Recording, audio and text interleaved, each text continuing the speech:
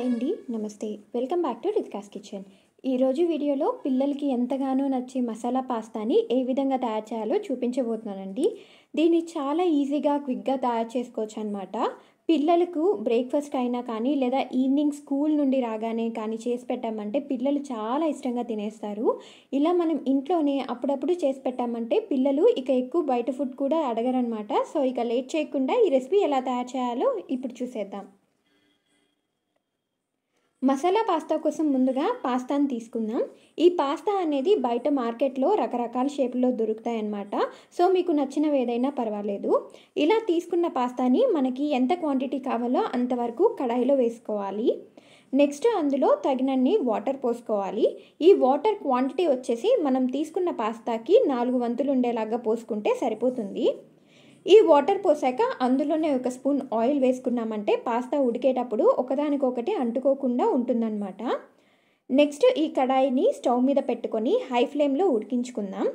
అలాగే ఒకసారి బాగా కలుపుకొని ఒక పొంగు వచ్చే వరకు హై ఫ్లేమ్లో ఉడికించుకొని పొంగు వచ్చాక స్టవ్ని మీడియం ఫ్లేమ్లోకి టర్న్ చేసుకొని ఉడికించుకుందాం. ఒక పొంగు వచ్చాక ఇవి ఉడకడానికి ఎక్కువ టైం పట్టదండి. జస్ట్ ఒక 4-5 నిమిషాలు ఉడికిస్తే సరిపోతుంది. ఇలా ఉడికించాక స్టవ్ ఆపేసి వీటిని ఒక చిల్లులు గిన్నెలో పోసుకుందాం. ఇలా స్ట్రెయిన్ చేసుకున్న పాస్తాలో ఒక 1 లీటర్ వరకు నార్మల్ వాటర్ని పోసుకున్నామంటే ఈ పాస్తా ఒకదానికొకటి అంటుకోకుండా విడివిడిగా ఉంటుందన్నమాట. నెక్స్ట్ స్టవ్ వెలిగించి ప్యాన్ పెట్టుకొని అందులో 4 టేబుల్ స్పూన్ల వరకు ఆయిల్ వేసుకోవాలి. ఈ ఆయిల్ వేడెక్కాక అందులో 1/2 కప్పు వరకు సన్నగా తరిగిన ఆనియన్ ముక్కలు, 1/2 కప్పు వరకు క్యాప్సికమ్ ముక్కలు, ఇన్ కేస్ మీ దగ్గర క్యాప్సికమ్ అవైలబుల్గా లేకపోతే 2 పచ్చిమిర్చి అయినా వేసుకోవచ్చు. ఇంకా 1/2 కప్పు వరకు సన్నగా తరిగిన క్యాబేజ్ తురుము, అలాగే 1/2 కప్పు వరకు స్వీట్ కార్న్. ఇవి మీ దగ్గర లేకపోతే స్కిప్ చేసేయండి, నో ప్రాబ్లం. ఇంకా 1/2 కప్పు వరకు సన్నగా తరిగిన క్యారెట్ ముక్కలు, అలాగే ఒక టొమాటోని సన్నగా తరిగి వేసుకుందాం. ఇలా అన్నీ వేసాక హై ఫ్లేమ్లో ఒక 2 మినిట్స్ వరకు ఫ్రై చేసుకోవాలి.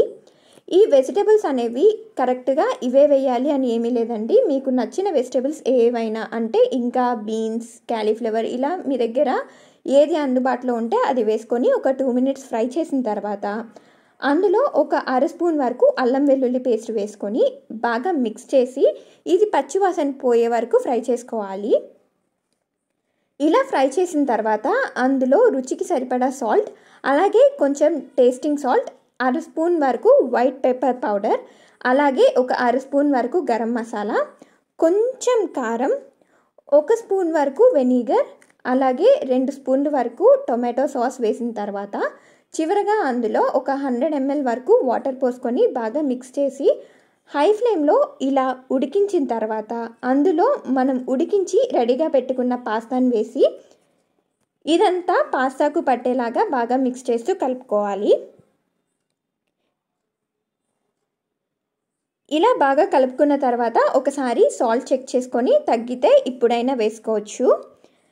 అలాగే హై ఫ్లేమ్లో ఒక 2 నిమిషాలు ఫ్రై చేసుకుంటే ఇదంతా బాగా పాస్తాకి పట్టి మంచి టేస్ట్ వస్తుందన్నమాట. అంతేనండి, మన వేడి వేడి నోరూరించే మసాలా పాస్తా రెడీ. ఇక స్టవ్ ఆపేసి వేడిగా సర్వ్ చేసామంటే పిల్లలే కాదు పెద్దవాళ్ళు కూడా ఇష్టంగా తినేస్తారనమాట.